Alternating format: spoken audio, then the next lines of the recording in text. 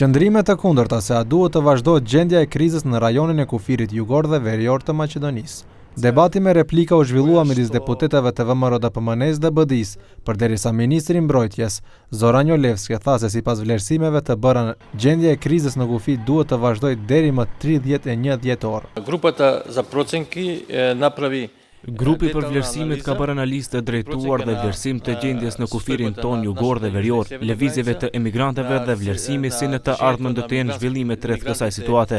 Në bazë të raportit të dërguar nga grupi për menaxhimin e krizave, u vendos se është e nevojshme që gjendja e krizës të vazhdojë deri më 31 dhjetor të këtij viti. Për këtë arsye kërkojmë që Kuvendi të bëjë këtë ndryshim. Deputeti i Bashkimit Demokratik për Integrim, Talat Xhaferi, tha se nuk ka nevojë që kjo gjendje të vazhdohet, sepse sipas tij nuk pozicionohet siguria në vend. Për faktin që gjendja e migrantëve nuk ka të bën me aspektin e drejt për drejt të sigurisë dhe pse mund të ketë efekte në aspekt sigurie, qasja fillestare dhe primare për çështjen e tejkalimit të krizës së migrantëve është aspekti humanitar dhe për atë arsye ligji për menaxhim me kriza trajton situatat të cilat i përfshin nga neni 30 e tutje në veçanti kompetencat për shpallje gjendjes, kohëzgjatjen e gjendjes së shpallur dhe kompetencat e organeve shtetërore dhe institucioneve shtetërore për të mund të tejkalohet situata.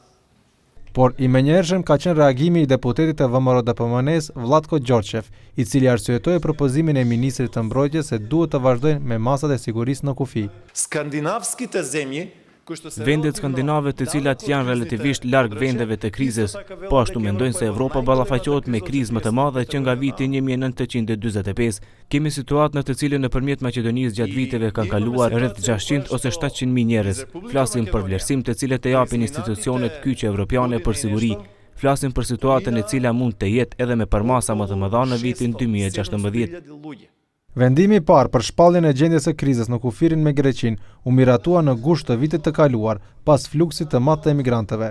Qëllimi është të sigurohet vazhdimsi në kryerjen e aktiviteteve nga ana e forcave të armatës së Republikës së Maqedonisë dhe forcat e sigurisë të Ministrisë së Punëve të Brendshme në funksion të sigurisë, mbrojtjes dhe ruajtjes së kufirit shtetëror.